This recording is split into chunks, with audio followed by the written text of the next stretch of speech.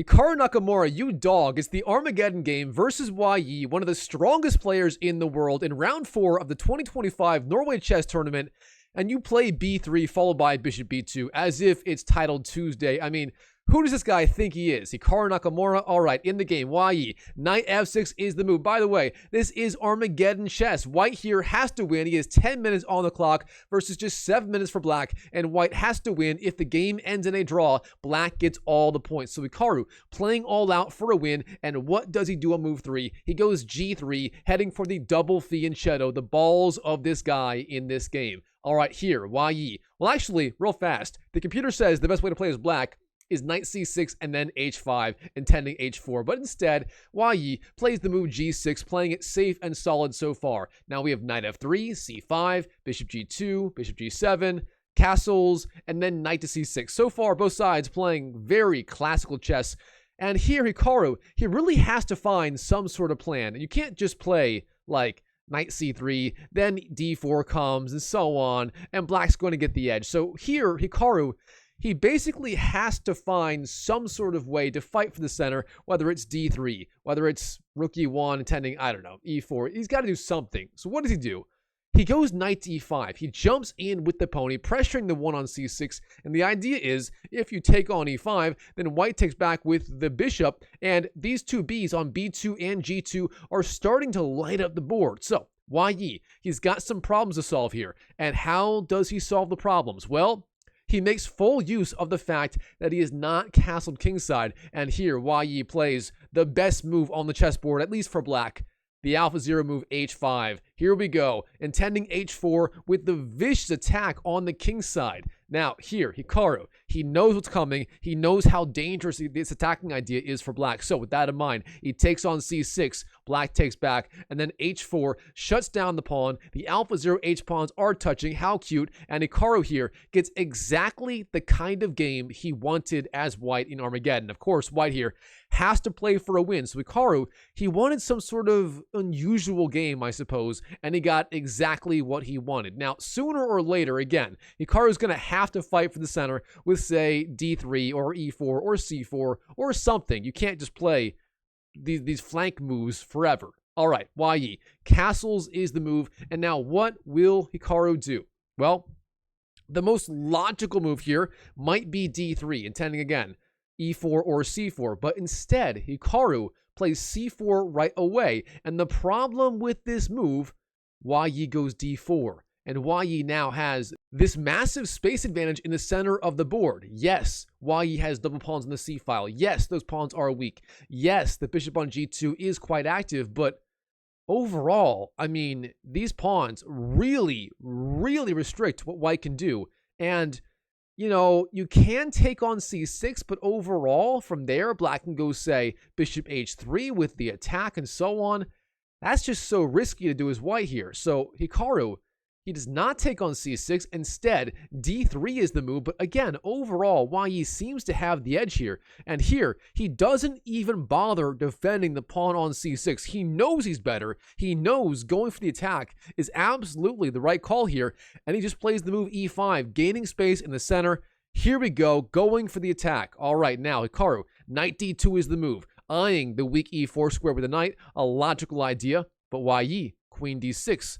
Defending c6, centralizing the queen, and again, he has basically all the play here in the position. All right, Hikaru, queen c2, then we have a5, then rook a to e1. Hikaru is committing to playing in the center instead of on the queen side. Now we have bishop f5, eyeing up the queen on c2 with the light squared bishop. Things are getting very, very tense in the center. Now Hikaru goes bishop a3, pressuring c5. An interesting idea, but overall kind of slow. After all, yes, white has some pressure on these pawns, but for now, the queen does defend, and it's not really obvious what white is accomplishing.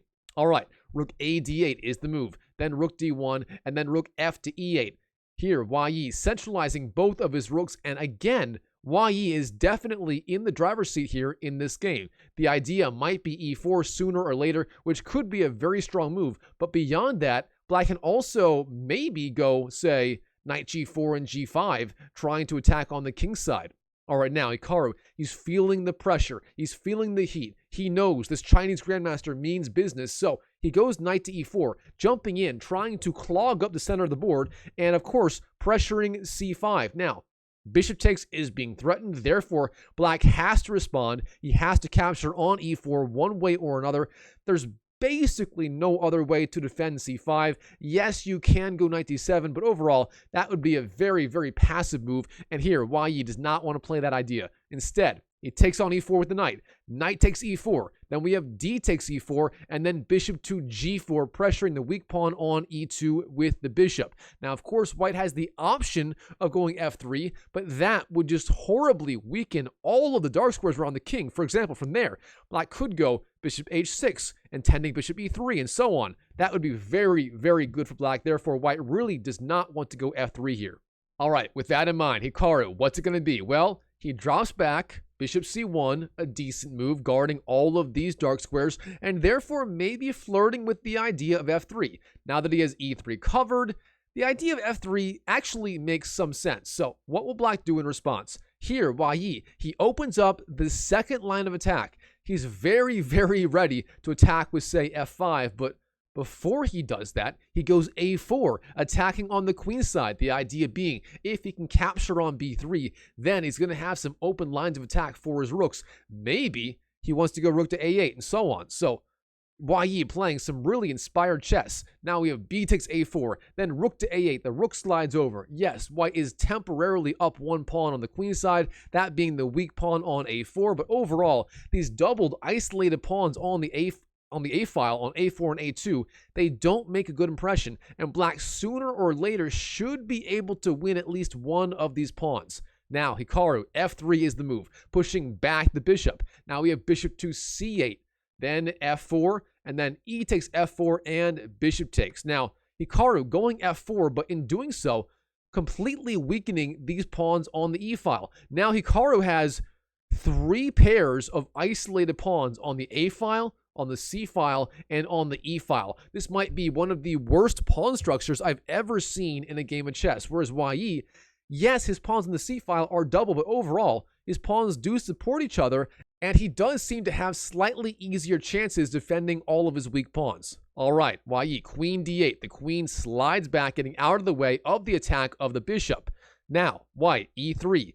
Trying to open up the center here. Now, of course, this pawn on d4 is pinned to the queen. If you take on e3, white takes the queen, and white is just completely winning. So you can't allow that. Instead, bishop to g4 is the move. The bishop flies in, capitalizes on the newly weakened g4 square. Of course, there's no pawn on f3 defending it, and now pressures the rook on the d1 square. Where will the rook go? It goes to d3, and then black goes queen to a5, pressuring again the weak pawn on the a4 square, and that pawn is going to fall. I mean, unless white goes rook to a3, that is really the only way to defend the pawn for now. And Hikaru, he's not going for that. Instead, he attacks in the center with the move e5. An interesting idea. Of course, the key idea behind this move, opening up the attack of the bishop on g2 on the pawn on c6. And if white gets that move in, he will fork both rooks on e8 and a8.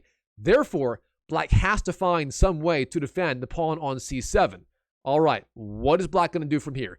Well, there are a few different possibilities. One idea is queen to a6. You drop back with the queen and defend c6. Another computer idea, another stockfish approved idea, is bishop takes e5, capturing on e5 with the bishop. But instead of those two good ideas, Wei Yi plays maybe the first inaccurate move of the entire game, really. He plays the move d takes e3. Now, this does help Hikaru a little bit, and Hikaru is back in the game after rook takes and then rook to e6, blockading the pawn. But fortunately for Wei Yi here, Hikaru, he sort of goes down the wrong path here. He goes queen to f2, sliding the queen over and potentially setting up threats on the f-file. For example, white could now maybe threaten bishop g5 or h6 with the discovered attack on the pawn on the f7 square. However, Wei Yi, he calculates everything out, and he knows you can actually just take on a4 like this and win the pawn effectively for free. And now Hikaru plays the move a3, defending the a2 pawn, but now Wei Yi says, all right, I'm going to take on c4. And now Yi is officially up a pawn in the game, and it's not so obvious what what white has in return. I mean, here, both sides have the 2 rooks, the 2 b's, the queen, but white only has 4 pawns versus the 1, 2, 3, 4, 5 of Yi. And beyond that, white's pawns on e5 and a3 in particular are very, very weak, whereas white doesn't really have much of an attack on any of the black pawns right now. All right, in the game, Hikaru, king to h2, getting his king off this diagonal right here. A prudent long-term decision, but again, overall, a little bit slow, and Yi does increase the pressure on the pawn on e5 with the move rook a to e8. Now he has 1, 2, 3 pieces attacking versus just 1, 2 defending, and therefore white has to respond with something in the game. He chooses rook to e4, attacking the queen, favoring counterattack over defense. Now, where is the queen going to go? In the game, queen to b5 is chosen, and now there is still the strong attack on the pawn on e5. So, with that in mind,